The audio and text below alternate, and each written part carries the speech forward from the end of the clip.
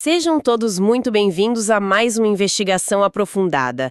É uma satisfação imensa receber quem nos acompanha hoje para um mergulho profundo que tem o potencial de mudar completamente a forma como a gente enxerga um dos objetos mais corriqueiros do nosso dia a dia. Ah, com certeza. E é ótimo estar aqui de novo. O material de hoje é realmente especial. Sim, a base da nossa análise de hoje vem de uma obra fantástica chamada A Evolução Tecnológica do Setor de Celulose e Papel no Brasil.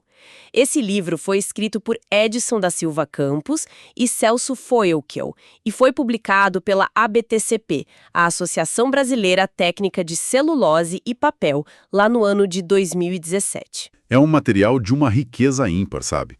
Ele apresenta não apenas uma cronologia industrial, mas uma pesquisa histórica e tecnológica muito rigorosa sobre como chegamos ao estágio atual dessa ciência dos materiais. E a nossa missão com este mergulho profundo é justamente pegar algo que parece mundano e quase invisível pela sua onipresença, o papel, e revelar a verdadeira jornada épica que existe por trás dele. Exato. É uma história de pura necessidade. Exatamente. Vamos explorar uma narrativa de sobrevivência cultural, inovação guiada pelo desespero e uma evolução tecnológica que hoje, olha, beira a ficção científica. A ideia é entender como a humanidade saiu de tinas de lama artesanais na China antiga para a operação de gigantescas biorefinarias autossustentáveis. E o mais impressionante, dentro do contexto da nossa fonte principal, analisar como o Brasil absorveu milênios de história para se tornar o líder mundial absoluto na engenharia desse processo. Sim, e o contraste presente nessa história é o que mais me chama a atenção, né? É gritante. Nós consumimos esse material constantemente. Quem nos ouve agora provavelmente tem um bloco de anotações sobre a mesa, ou talvez tenha acabado de receber uma daquelas caixas de entrega de compras online, ou esteja segurando um livro físico. Uhum. O papel é a infraestrutura silenciosa da nossa civilização. No entanto, raramente a gente dedica um momento para refletir sobre a imensa engenharia e as crises históricas profundas que moldaram essa simples folha em branco. Ninguém paga para pensar nisso. Não mesmo. E o caminho até a tecnologia atual passou longe de ser linear. Ele foi pavimentado pela escassez e pela necessidade extrema. Certo, vamos desvendar isso. Para compreender a magnitude do cenário atual, a gente precisa recuar bastante no tempo. Mais especificamente para o ano 105 d.C., durante a dinastia Han, na China antiga. Lá no comecinho de tudo. Isso. Encontramos lá o pioneirismo chinês na figura de Cai Lun, um oficial da corte imperial que é amplamente creditado por estruturar a invenção do papel como a gente o concebe hoje. E a genialidade dele esteve na formulação, uma verdadeira amálgama do que a natureza e a sociedade ofereciam na época. Uma receita bem exótica para os padrões de hoje. Muito. A receita original incluía cascas de amoreira, bambu, uma planta fibrosa chamada rami e restos de redes de pesca e roupas velhas. Ele fragmentava e macerava tudo isso em uma tina com água, criando uma suspensão que depois era peneirada em telas finíssimas de seda para formar as folhas. O impacto dessa inovação na estrutura social chinesa foi imediato. O papel substituiu as ripas de bambu, que eram super pesadas e difíceis de armazenar, e a seda, que era um material de custo completamente proibitivo para a escrita cotidiana. Imagina escrever uma lista de compras na seda. Inviável! Compreensivelmente, tratou de guardar esse segredo industrial às 7 chaves, durante séculos. Mas a retenção tecnológica raramente resiste à geopolítica, né? A história cobre o seu preço. O ponto de virada ocorre em 751 d.C., durante a Batalha de Talas, próximo à cidade de Samarcanda, no atual Uzbequistão. Ah, essa parte é fascinante. Pois é, os árabes repeliram uma expansão chinesa e no processo capturaram prisioneiros que dominavam a arte da fabricação de papel. Uma clássica transferência de tecnologia forçada por conflitos. Mas eu imagino que os árabes tenham esbarrado em um obstáculo logístico imediato. O Oriente Médio e a Ásia Central não possuíam as mesmas florestas de bambu ou as amoreiras que abasteciam os artesãos chineses. De jeito nenhum. Eles foram obrigados a improvisar com os materiais disponíveis na região. E essa improvisação definiu os próximos 1000 anos da indústria. Sem a flora chinesa, a solução foi recorrer quase que exclusivamente aos trapos de linho e algodão velho. Roupas velhas mesmo. Roupas velhas. Essa adaptação tecnológica foi se espalhando com a expansão árabe pelo norte da África, cruzando o Mediterrâneo até chegar à Europa. Os mouros introduziram as primeiras fábricas de papel na Península Ibérica, ali na Espanha, por volta do ano 1100. Foi assim que o continente europeu conheceu o papel. Exato. Estabelecendo uma indústria inteira baseada na reciclagem de tecidos. Se conectarmos isso ao panorama geral, chegamos a um momento de ruptura monumental na capacidade de transmissão de conhecimento da humanidade. O surgimento da prensa de tipos móveis de Johannes Gutenberg, por volta de 1450. O que antes era copiado à mão por monges em pergaminhos de pele de animal, agora podia ser reproduzido em massa. Uma revolução. Para que nossos ouvintes tenham uma dimensão dessa escala, estima-se que o número de livros circulando na Europa saltou de algumas dezenas de milhares para mais de 10 milhões em um intervalo de apenas 50 anos. É um salto absurdo. A sede por informação gerou uma demanda por papel que atingiu níveis astronômicos num curtíssimo espaço de tempo. O que gerou um gargalo produtivo sem precedentes. Toda a produção de papel europeia, e posteriormente a americana, dependia da oferta de roupas velhas e tratos de algodão e linho. Porque a ideia de usar madeira ainda não existia. O conceito de fazer papel a partir do tronco de árvores ainda não existia comercialmente. Com o aumento exponencial na impressão de livros, panfletos e jornais, o mundo civilizado simplesmente começou a ficar sem trapos. Acabou o lixo têxtil. E as histórias que emergem desse período ilustram bem a gravidade da situação. Fábricas de papel nos Estados Unidos chegaram ao ponto de produzir folhas com marcas d'água embutidas na própria trama do papel, implorando por doações. As famosas marcas pedindo socorro. Sim, estava escrito Save Rags. Preservem os trapos. A escassez transformou o lixo têxtil em uma commodity valiosíssima. E a situação ultrapassou as leis de mercado e escalou para o âmbito governamental. A falta de papel ameaçava a burocracia do Estado, a comunicação militar e o comércio. Tornou-se uma questão de segurança e estabilidade nacional. Na Inglaterra, o cenário era tão drástico que em 1666 o parlamento aprovou uma legislação proibindo que os mortos fossem enterrados com mortalhas de linho ou algodão. As famílias eram obrigadas a usar tecidos de lã para os sepultamentos. Lã no lugar de linho? Tudo com o objetivo expresso de poupar as fibras vegetais para a indústria papeleira. E avançando para o século XIX, o desespero apenas aumentava. Em 1859, o influente jornal The Times de Londres ofereceu uma recompensa altíssima em dinheiro para qualquer inventor que conseguisse desenvolver um substituto viável e em larga escala para os trapos. O desespero era real, mas o episódio mais peculiar dessa crise de suprimentos ocorre nos Estados Unidos durante os anos sombrios da Guerra Civil Americana. É um caso que ilustra perfeitamente até onde a indústria estava disposta a ir para manter as impressoras funcionando. Essa história me deixou chocada quando eu li. Um fabricante do estado do Maine, chamado Augustus Stanwood, viu as suas linhas de suprimento de trapos de algodão vindos do sul serem completamente cortadas pela guerra. E a solução dele foi... A solução logística que ele encontrou foi, no mínimo, heterodoxa. Ele passou a importar navios carregados de múmias egípcias. Múmias reais. Múmias reais. O objetivo não era arqueológico. Ele utilizava as faixas de linho milenais que envolviam os corpos para alimentar os seus digestores e produzir papel de embrulho marrom. Uma loucura. Essa era a realidade de uma civilização cuja fome por disseminação de ideias estava esbarrando nos limites físicos da matéria-prima. Essa anedota macabra evidencia o colapso do modelo baseado em reciclagem têxtil. O progresso humano, a alfabetização em massa e a revolução industrial estavam ameaçados por um estrangulamento na base da cadeia produtiva. A busca por alternativas deixou de ser uma questão de eficiência econômica e passou a ser um imperativo para a continuidade da disseminação cultural. Aqui é que a coisa fica realmente interessante. Porque a resposta para esse impasse histórico estava o tempo todo na observação da natureza. Muito antes dessa crise atingir o seu ápice, um físico e naturalista francês chamado René Antoine Ferrot de Réaumur Lá no ano de 1719, dedicou-se a estudar o comportamento das vespas. Insetos resolvendo os problemas da humanidade. Exatamente.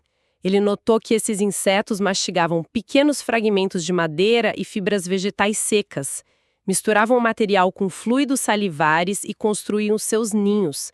A textura e a resistência do material resultante eram inegavelmente semelhantes ao papel humano.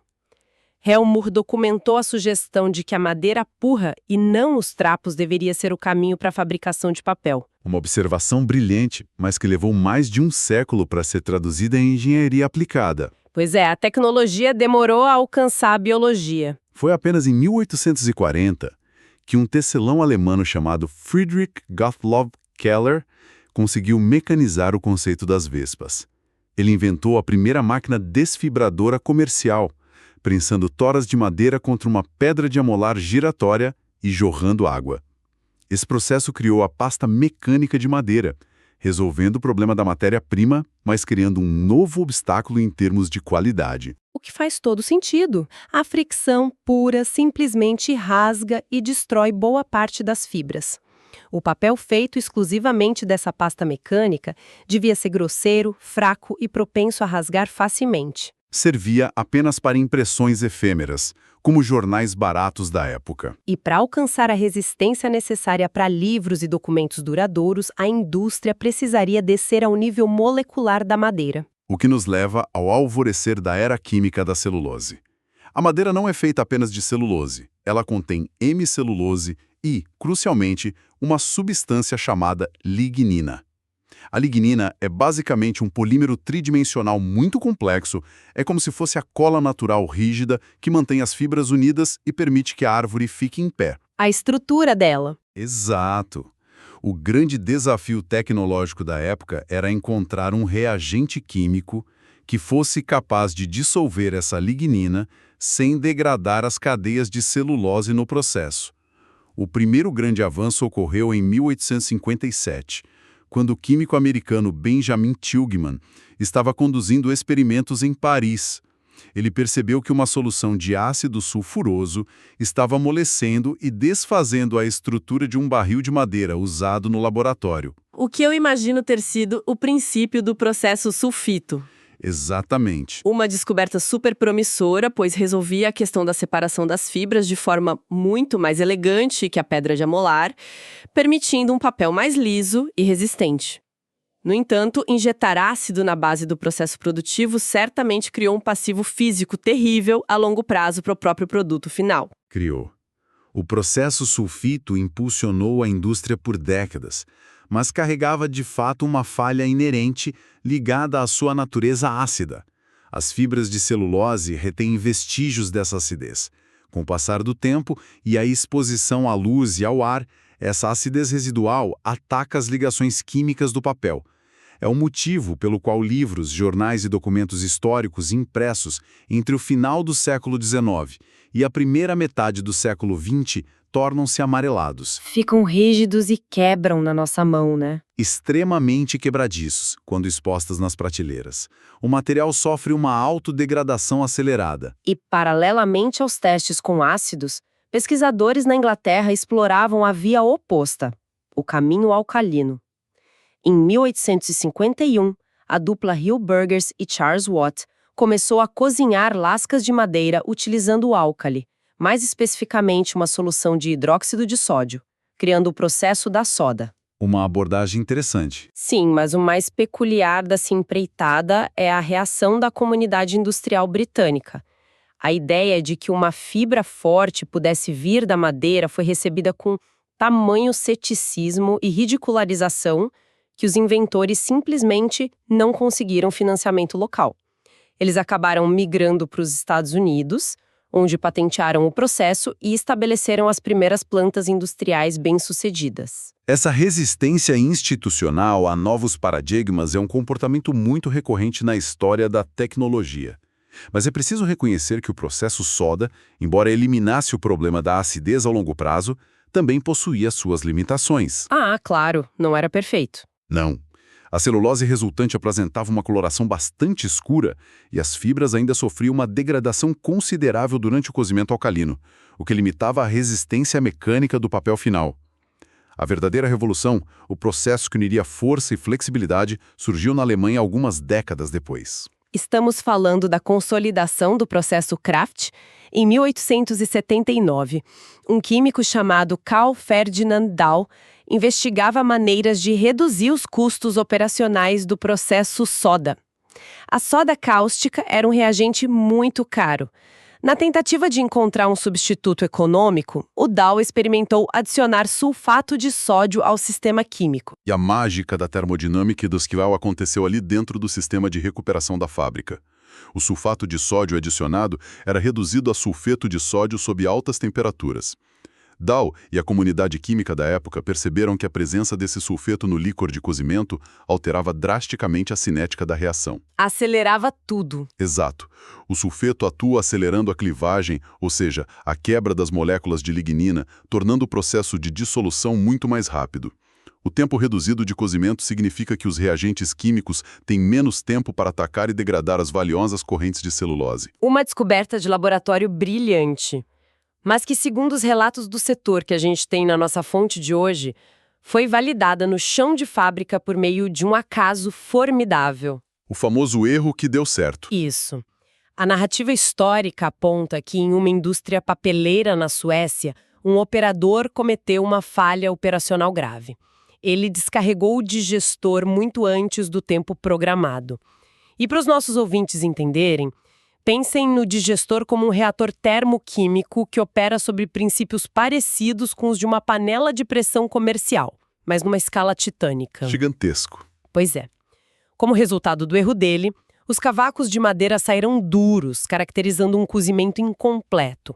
O superintendente da planta, recusando-se a assumir o prejuízo total daquele lote inteiro, instruiu que o material fosse processado mecanicamente mesmo assim, com a intenção de vender o resultado como um papel de embrulho de qualidade inferior. O resultado empírico desse erro desafiou todas as expectativas.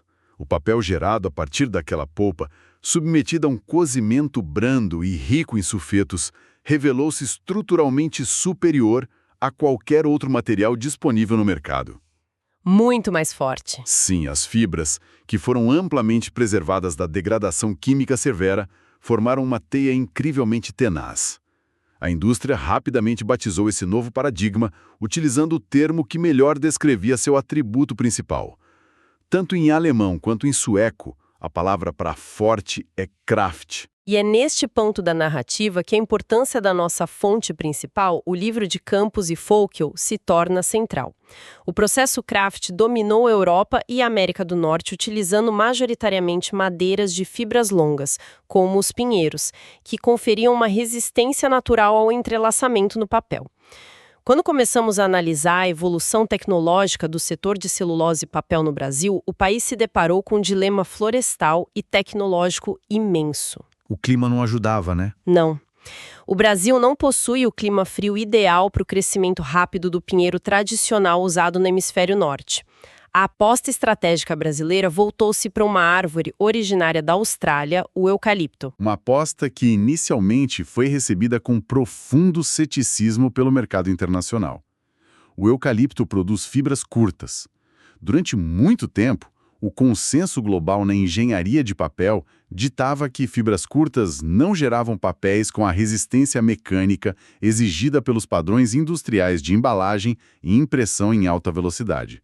A madeira de eucalipto era vista como um material de enchimento inferior, na melhor das hipóteses. A superação desse estigma é talvez o maior triunfo tecnológico detalhado na obra.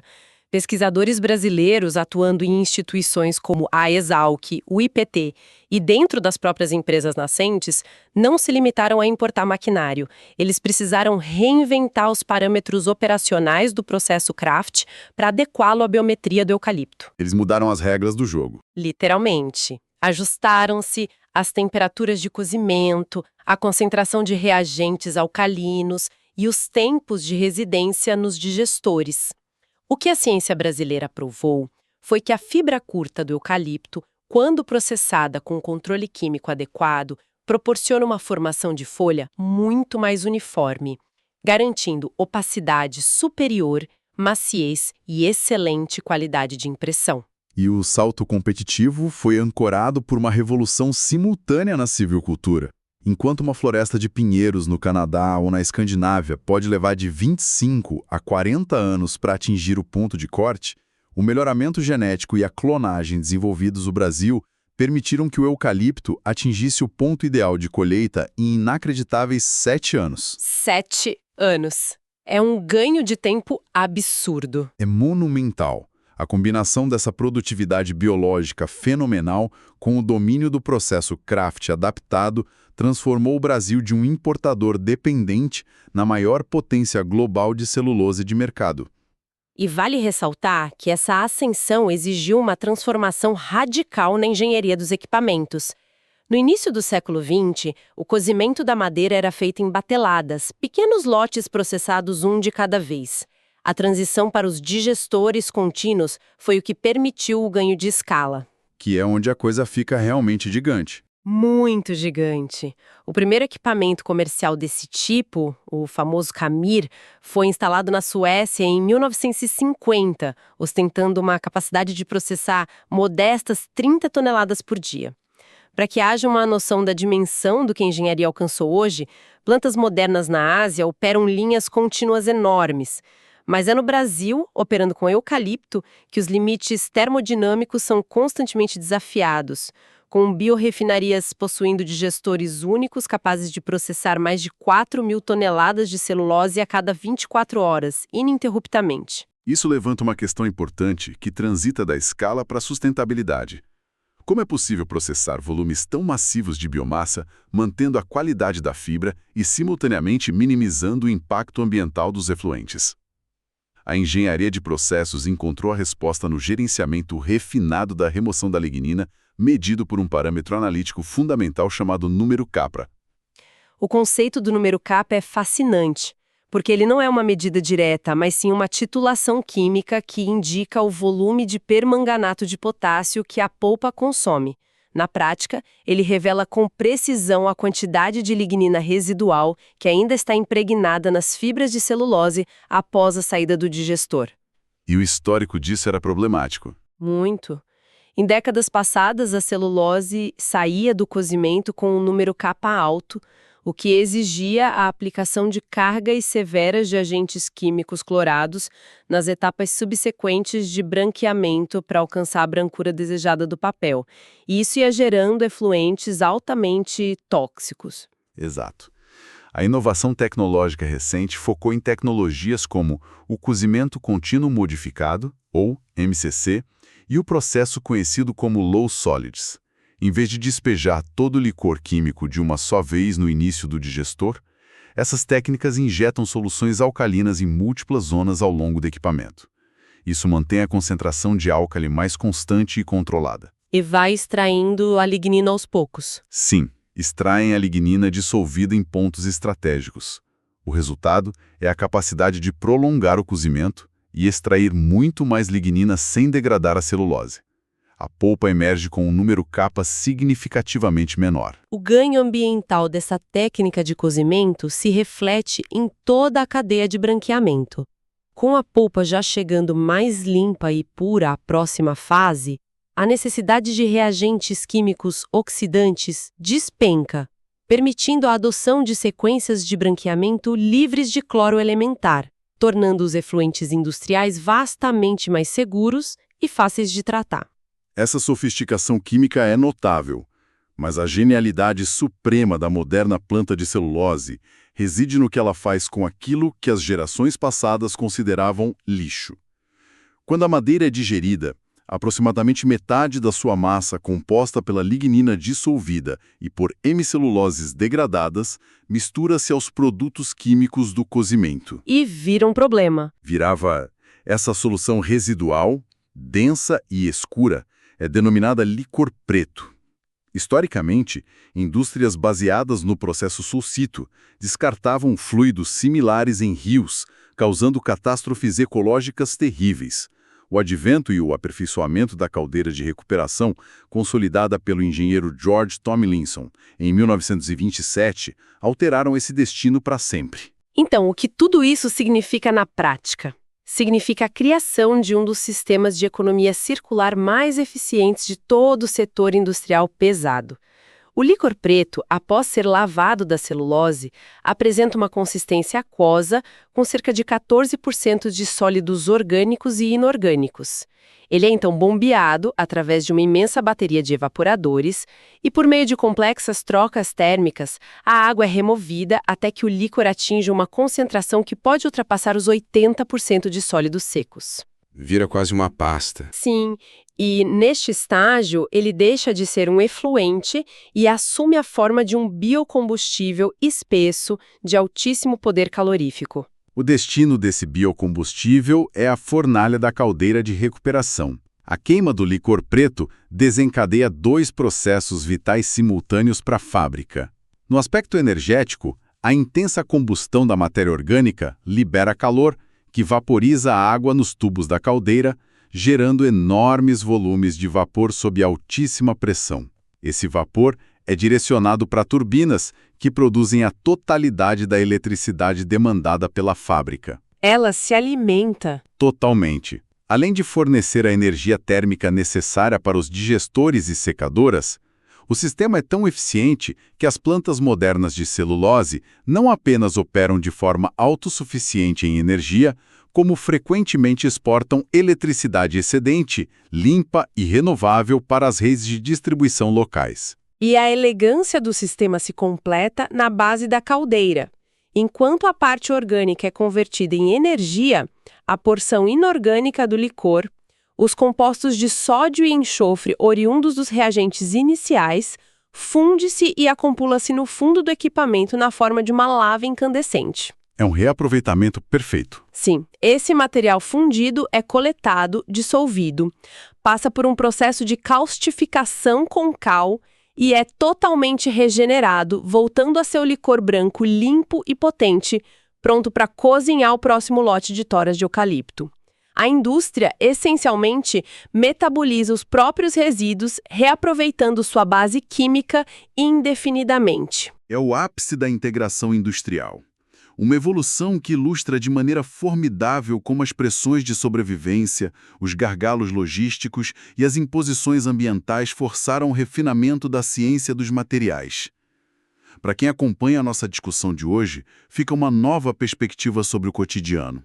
Ao manusear um simples copo de papel ou ao descartar uma embalagem de papelão de transporte, vale a pena reconhecer a herança material ali contida. Com certeza, tem muita história numa folha em branco. Aquele fragmento de fibra representa milênios de história. Desde as redes de pesca na China e o desespero por trapos na Europa, passando por improvisações acidentais na Suécia, até culminar nas monumentais e sustentáveis biorrefinarias operando com precisão molecular nas florestas do Brasil. A folha de papel é, sem dúvida, um dos registros mais tangíveis da persistência da engenharia humana. Uma trajetória de adaptação que deixa uma reflexão fundamental sobre o futuro tecnológico. Considerando que o setor de celulose e papel foi capaz de pegar o seu pior resíduo tóxico, o licor preto, e convertê-lo na matriz central da sua autonomia energética e regeneração química, surge um questionamento muito pertinente. Qual seria? Quais outras indústrias tradicionais e altamente poluentes de hoje poderiam se reinventar completamente, deixando de encarar os problemas ambientais gerados por suas operações como passivos a serem descartados e transformando seus maiores problemas ambientais no motor autossustentável de suas próprias operações? Fica essa provocação para que nossos ouvintes continuem investigando as estruturas que sustentam o nosso mundo.